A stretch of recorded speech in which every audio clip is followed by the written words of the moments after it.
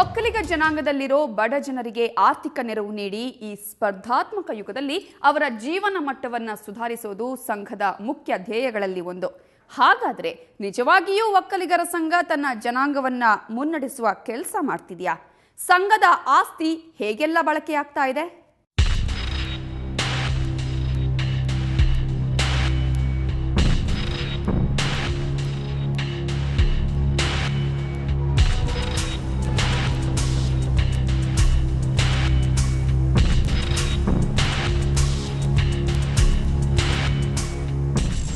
ಒಕ್ಕಲಿಗರ ಸಂಘದಡಿಯಲ್ಲಿ college, ಹಾಸ್ಟೆಲ್ಗಳು, commercial ಬಿಲ್ಡಿಂಗ್ಗಳು, ಹೀಗೆ ಅನೇಕ ರೀತಿಯ ಕಟ್ಟಡಗಳು, ಸಂಸ್ಥೆಗಳು ಇವೆ. ಇನ್ನು ಈ ಸಂಸ್ಥೆಯನ್ನೇ ನಂಬಿ ನೂರಾರು ಮಂದಿ ಬದುಕು ನಡೆಸ್ತಾ ಇದ್ದಾರೆ. ಸದ್ಯ ಸಂಘದ ಸದಸ್ಯರ ಸಂಖ್ಯೆ 3 ಲಕ್ಷ ಆಗಿದೆ.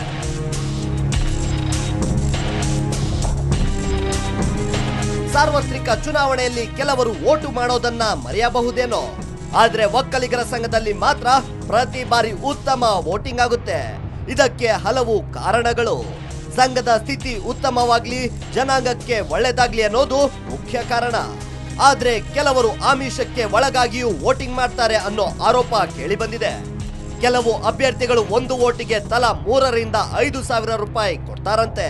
ಜೊತೆಗೆ ಬೆಳ್ಳಿ ಚಮಚ ಇಲ್ಲವೇ ತಟ್ಟೆನೋ ಮನೆಗೆ ಬಂದು ಬೀಳುತ್ತೆ ಅಂತ ಅಭ್ಯರ್ಥಿಯೊಬ್ಬರು ಆರೋಪಿಸಿದ್ರು.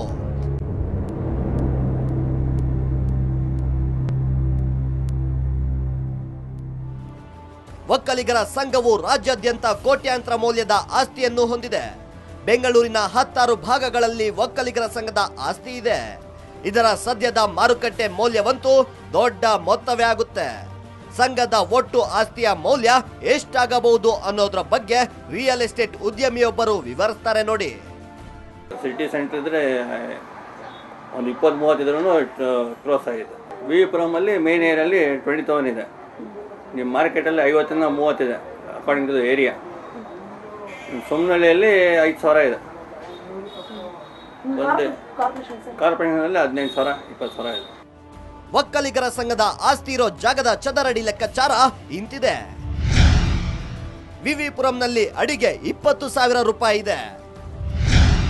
ಮಾರ್ಕೆಟ್ನಲ್ಲಂತೂ ಅಡಿಗೆ 50 ರಿಂದ 60,000 ರೂಪಾಯಿ ಇದೆ. ಸುಮನಹಳ್ಳಿಯಲ್ಲೂ ಅಡಿಗೆ 5,000 ರೂಪಾಯಿ ಇದೆ. ಇಷ್ಟಾದ್ರೂ ಭೂಮಿ ಹಾಗೂ ಹೊಸ ಕಟ್ಟಡದ ಹುಮ್ಮಸ್ಸು ಮಾತ್ರ ನಿರ್ದೇಶಕರಿಂದ ದೂರವಾಗಿಲ್ಲ. ಬಾಡಿ ಕಾನ್ಸ್ಟಿಟ್ಯೂಟ್ ಆದಮೇಲೆ ಮಂಡ್ಯ ಜಿಲ್ಲೆಯಲ್ಲಿ ನಾವು ಶಂಕುಸ್ಥಾಪನೆ ಮಾಡಬೇಕು ಅಂತ ಇದ್ದೀವಿ. ಅದು ಆಗುತ್ತೆ. ಇಷ್ಟೆಲ್ಲ ಆಸ್ತಿ ಸಂಘದಲ್ಲಿ ನಾನಾ ರೀತಿಯ ಅವ್ಯವಹಾರಗಳಿಗೆ ಕಾರಣವಾಗಿರೋದು. ಈ ಹಿನ್ನೆಲೆಯಲ್ಲಿ ಈ ಬಾರಿ ಸಂಘದ ಲೆಕ್ಕ ಪರಿಶೋಧನೆ ಲೋಪ, ಆದಾಯ ಮತ್ತು ಖರ್ಚಿನ ಅವ್ಯವಹಾರ, ಭೂ ವಿವಾದ, ಹೀಗೆ ಅನೇಕ ವಿವಾದಗಳು ಹುಟ್ಟಿಕೊಂಡಿವೆ. ಚುನಾವಣೆಗೆ ಸ್ಪರ್ಧಿಸಿದ್ದ ಅಭ್ಯರ್ಥಿಗಳ ನಡುವೆ ನಾನಾ ವಿಷಯಗಳ ಬಗ್ಗೆ ಪರಸ್ಪರರ ನಡುವೆ ಕೆಸರೆರಚಾಟ ಕೂಡ ನಡೀತು.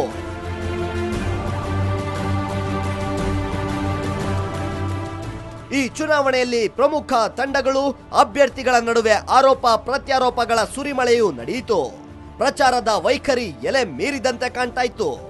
ಈ ಚುನಾವಣೆ ಸಮುದಾಯವನ್ನು ಬೆಸೆಯುವ ಬದಲು ದ್ವೇಷ, ಅಸೂಯೆಯನ್ನು ಹೆಚ್ಚಿಸುತ್ತಿದೆಯೇನೋ ಅನ್ನೋ ಅನುಮಾನ ಹುಟ್ಟಿಕೊಂಡಿತ್ತು.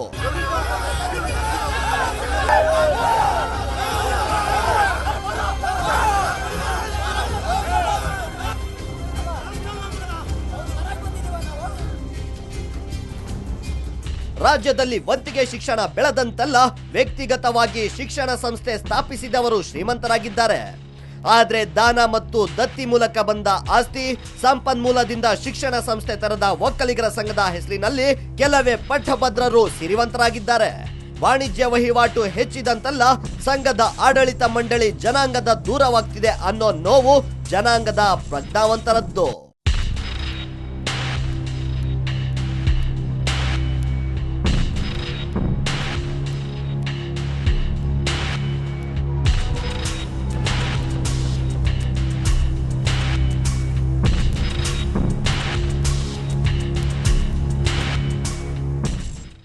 ಇದೆಲ್ಲ ಈಗ ಮುಗಿದ ಕತೆ. ಒಕ್ಕಲಿಗರ ಸಂಘಕ್ಕೆ ಹೊಸ ನಿರ್ದೇಶಕರ ಆಯ್ಕೆಯಾಗಿದೆ. ಹೊಸ ಭರವಸೆಗಳೊಂದಿಗೆ ಜನಾಂಗದ ಮತದಾರರು ಹಳಬರನ್ನ ಸೋಲಿಸಿ ಹೊಸಬರನ್ನ ಸೆಲೆಕ್ಟ್ ಮಾಡಿದ್ದಾರೆ. ಕನಿಷ್ಠ ಈಗ ಆಯ್ಕೆ ಆಗಿರೋ ನಿರ್ದೇಶಕರಾದರೂ ಜನಾಂಗದ ಬಡವರತ್ತ ಗಮನ ಹರಿಸಲಿ ಅನ್ನೋದೇ ನಮ್ಮ ಆಶಯ.